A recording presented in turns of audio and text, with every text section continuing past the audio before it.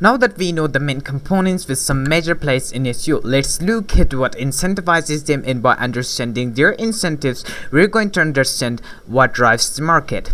So the first one we have is users. Everybody, including yourself, is this. This is the world's population who are using the internet and trying to find information. The incentives for the users are to find the most relevant information they possibly can on any topic at any time at any language.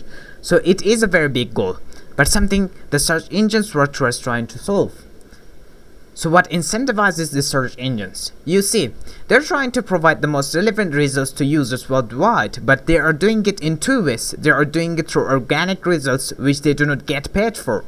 There are things that they are going to just provide so that they can offer the breadth of information they have. The second way they do is through advertising. They offer ads from advertisers along with regular search results. The ads in the search results are what powers more than the half of Google's revenue. So what incentivizes search engines?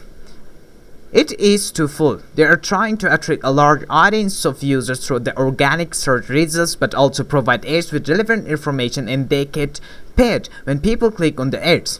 This really works well for SEOs. SEOs are focusing only on the organic side. It is a completely different profession than working on the paid advertising side. But what is important for SEOs is to work on getting their information, or more often their clients' information, to the top of search engine, so that their relevant information is shown to the world's audience of searchers.